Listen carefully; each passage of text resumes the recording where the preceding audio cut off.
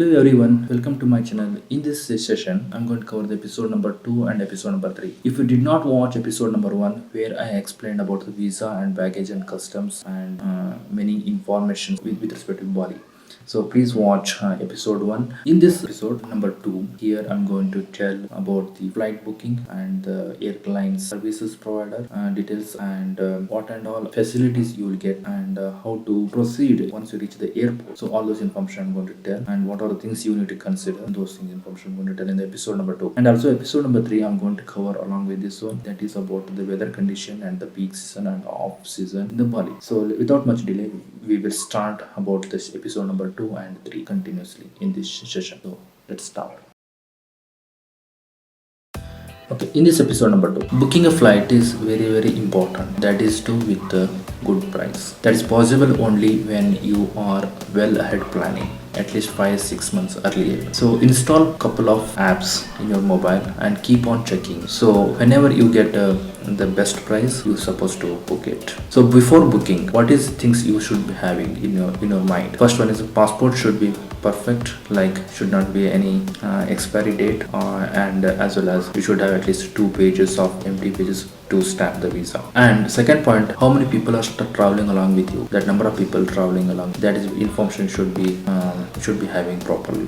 Then how many days you are going to stay, that is very important. And what is the date of travel and what is the returning back journey date, that is also very important. So having all this information, then only you are comfortable to book the flight. In other case, since people are traveling international tours where most of the people approach travel agent, the travel agent packages are included with the flight to and fro services. So in that case, you need not to worry about anything. The travel agent will make sure you will get the right flights. The only problem is the price is bit higher side. So if you want to avoid those information, those details and all, if you want to avoid the high price of the flight, then I would suggest buy a land package from the travel agent and book a flight tickets from your own. But you need to work out a little bit on this point. So you should be collecting the money from everyone, that is also there. And well, first you can book from your pocket and then collect. So however you comfortable, you can do it. So this all comes under planning section. If you book from your side, definitely you will be saving some thousands of rupees. So before booking, when you check the details in the app, you are supposed to notice that, for example, consider one date and in any of the month, and when you check when you travel date and when you end date, if you pick it, it will show a round trip and a one side trip and multi-city trip. Those options are available in the website and the app. So you pick the round trip, so to and fro facilities, that will give the best deal generally. That is very important. And if you pick the multi-city, sometimes most of the 80% times it will give you a costly fare. And round trip is a in a single side trip is generally one side, so that will also give a very costly one. So I would suggest a round trip is the best one. So this is 1.1 round trip you have to pick. Second point, pick the date from date and a 2-day end date. So it will list out the number of flights which you wanted to travel. There are many service providers, airline service providers are going to the Bali from India location. One is the AirAsia, Malaysian Airlines, Sri Lankan Airlines, Singapore Airlines, and Scoot Airlines and Malindo Airlines. So these are the airlines which will go to Bali. There is no direct flight to go to Bali. You had to get down at Kuala Lumpur, or you had to get down at the Bangkok, or you had to get down at the Singapore, depending upon the airlines you select. So that you need to consider. Whenever you consider connecting flight, so make sure the layover time between two flights should be at least more than 2 hours. Why? Because if the same airline is there, the airline will go to one terminal. From the same terminal, the next connecting flight will be there. So to go to that area, it will not take much. You can go easily, fast, at least in 1 hour at least. If your airline is a different service provider, then you have to shift to a different terminal where you need to travel from one location to other location through the metro train or bus facility. So that could take you much hour to reach that destination. So considering those points, I would suggest at least more than 2 hours layover time is comfortably to reach those things. So consider those points and book a flight. This is one point. Second point, some flights provide a baggage facility of 7 kg only, there is no check-in baggages, and those flights are very cheaper one. And some flights allow you 15 kgs plus 7 kg, some flights allow you 25 kg plus 7 kg, some allow you 30 kg plus 7 kg. So since international trip is generally people go at least 3 days or minimum 3 nights 4 days or something like that, so I would recommend minimum 15 kg plus 7 kg is always recommendable. So stick with that one and go for it. This is second point. Third point is meals. In the whenever you travel to the through the airline, they will be providing a meal facility. Whether that meal facility is chargeable or free, you need to check first. So in the booking itinerary of your ticket, those information are provided in the app. So look for that and check it, how much chargeable for the meals and whether it is free or not. If it is free and if you opt it, so whether do you have options to select the vegetarian food or non-vegetarian food, something like that. If it is not there, then after booking you need to go to the particular airline website. There you need to choose vegetarian, non-vegetarian food under the extra service section. And also in the extra service section, there you can book the your selected seats, window seats if you want, or middle seats if you want, and if you want wheelchair facilities, and if you want extra baggage to carry, all those extra facilities are available. And also if you want to utilize the airline lounge facility in the airport, that is also you can opt for. So all those facilities are comes under the extra features and extra services. So for those things you need to pay obviously, and but generally for the meals they will be free of cost during the journey of the travel. So check it in the respective airlines website. So this is all about. And in the while booking, this is third point, and this is fourth point. While booking, you should consider refundable and non-refundable. I would always recommend go for a refundable. Why? Because since you are booking at least 5 months or 6 months ahead of the time, we don't know what is the situation during the day of journey. Okay, 1% is we cannot judge depending on health issue or emergency. The money is gone. I don't know whether you get it or not, but the name itself says non-refundable. You won't get it. If you want to postpone, I don't know whether it is allowed or not. But if you booked through the refundable fully as well as partially, in that case something flight got cancelled or something, if on your due to your reason, like the emergency reason, you might have cancelled the flight, or you might want to postpone the flight. So all those things are facilities are available in the refundable section. So book through the refundable section. So you'll but they are a bit costlier one, but they are a bit costlier compared to the non-refundable. So this is all about the refundable and non-refundable. So overall put together, refundable price, they have a cancel facility and they have a postponing the facility, and if the flight is cancelled they will be refunding the some money. Okay, in non-refundable nothing. Okay, so that's how it is categorized. And what else I wanted to tell here is when booking flight, this is fifth point I wanted to tell here. When booking flight, you should be considering the time frame. In the some app shows 24 hours time frame, and some flights shows a 12-hour time frame. The 12-hour time frame shows always AM and PM, so you can easily make it out AM and PM very comfortably.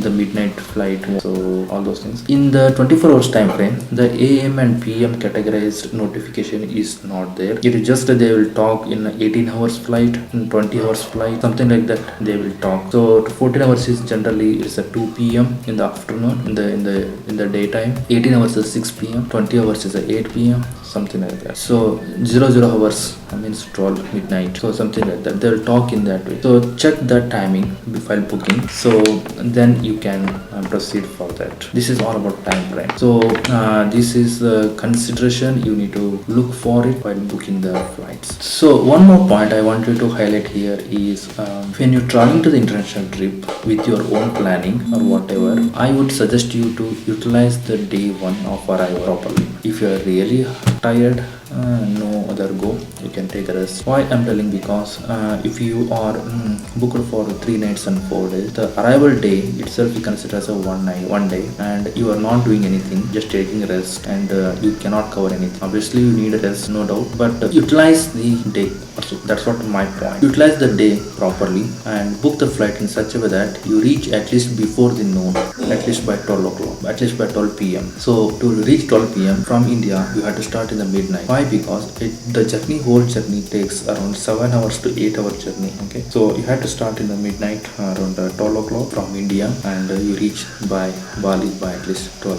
So overall it's a 12-hour journey, and in that including layover and transit, layover, everything, the flight timing, I would say 7 to 8 hours is a flight journey, and including layover and layover time and all, it comes around 12 hours, 10 to 12 hours. So into 10 to 12 hours, 8 hours you can take a rest in the flight and get energized and utilize the day one. So that is the main point I wanted to tell here. So what will happen if you book for the 3 nights 4 days, 1 night is gone, only you left out with 2 nights. Only as soon as you get in the morning,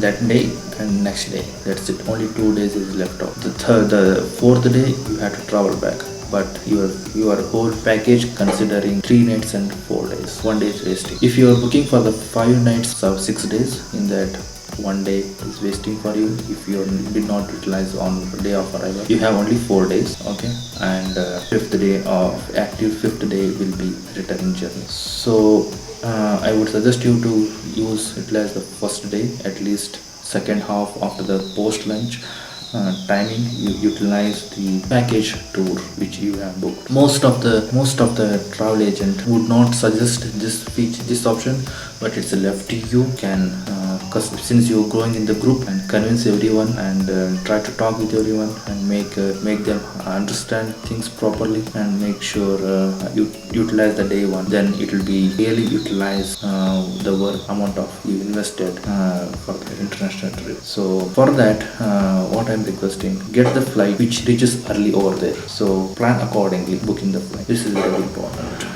So I have told already the planning point of view and the booking price point of view with respect to what time you need to book it, what time frame you need to consider, and different price sections get non-refundable and refundable, and what is the layover time you should be having, and what are the service provider airlines from India, and what are the facilities you will get, like a wheelchair facility and vegetarian food selection and window seat selection, and what is the baggage information they have, and considering all those things, you have to book it, and book the flight with all this information well in advance, at least 5 months ahead. Means you should be a perfect time to travel. You should not change any dates, those travel itinerary dates. So once those are finalized, only you are confident, or you are eligible, or you are very much good to book the flights. Otherwise it's difficult.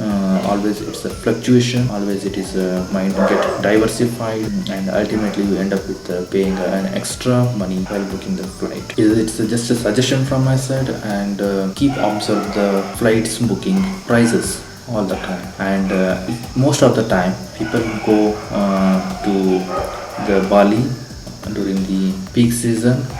So as the peak season approaches, the flights cost increases like anything. So keep it in your mind. If your target of if you are planning on the off season, definitely prices will not be a much variation, but always booking early is always advantage. That's what I wanted to say here. Okay, that's it from my side about the episode number 2. When you enter the airport, what are the processes will be involved in that? So at the gate of the airport, you're supposed to keep in your hand the flight ticket copy, or the flight copy is in your mobile, that you have to open it and keep it with you.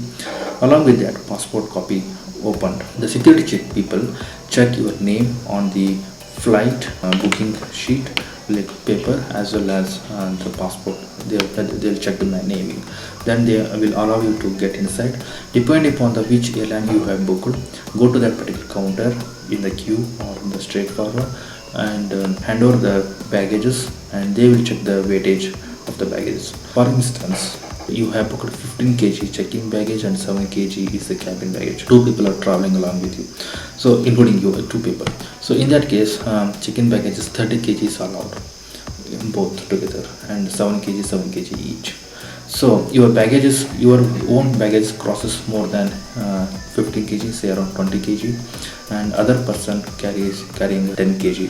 In that case, 30 kg is together, so it is allowed. If your baggage is carrying 20 kg and other person carrying 15 kg, it becomes 35 kg. So 5 kg is extra from the allowed limit. So in that case, the 5 kg you have to pay extra. So keep in mind those things, and give the baggages, and they'll wait, and tell them I want to direct check-in. to Bali. What is mean by a direct check-in? From India, if you want to travel from Bangalore to Bali, you have to, depending upon airline, get down at the Kuala Lumpur or Bangkok or Singapore and connect to the next flight. So when you get down from the first flight, you need not to worry about the baggages which you have given there. So they will directly pass to Bali, but it will be traveling along with you, but you need not to collect. Baggages will directly come to Bali, and once you get on the Bali, you have to collect those baggages. That is called direct check-in. And once the baggage is handed over, you will be getting the boarding pass of all the flights from I would say from Bangalore to Kuala Lumpur, one ticket, and Kuala Lumpur to Bali, second ticket. So both tickets will be at Bangalore only, and collect those things and then go to security check over there. In the security check or immigration check, whichever is earlier, and finish it off that one, those two, and then you will be in the transit area where you need to see the which gate your flight boarding will takes place. So that will be displayed on the screen. Keep on observe the screen and proceed accordingly. Follow the lane and the gate number and go to the boarding area. So based on that their timing, they will allow you, they will start the boarding.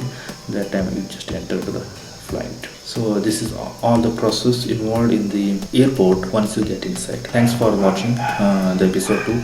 Let's proceed episode number 3, where I wanted to share about the weather condition in the Bali. So episode number 3.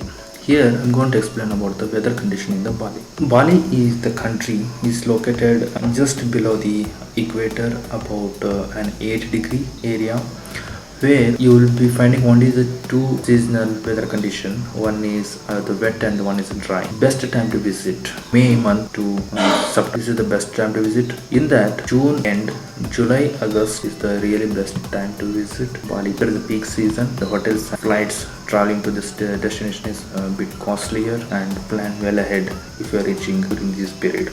The another peak season is during the Christmas time. During the Christmas time and the first week of Jan. So that is the peak season. Apart from these two peak season, anything is off season, where you will get 30 to 40% price down in the flight as well as the accommodation hotels. The rainy season starts during the month of October mid till December mid. November is the heavy rainfall. That is a quite monsoon season and overcast, and there is no blue sky during the time, and it's a temperature is not a cool temperature, is always warm, and you need not to worry about the chilling effect. Only the chilling effect will be there in the during the daytime, early morning, like if you're getting and trekking 2 a.m. or 3 a.m. in the midnight. So during that time, and the chill effect in the weather. So carry accordingly clothes and sweaters and the jackets if you need. So this is all about weather condition in the Bali. Hope this episode and the previous episode too you feel comfortable in knowledge information you have, so you can utilize the information and proceed further. Thank you for watching. Have a nice day. Yeah, take care. Bye. So please subscribe to my channel. Thank you.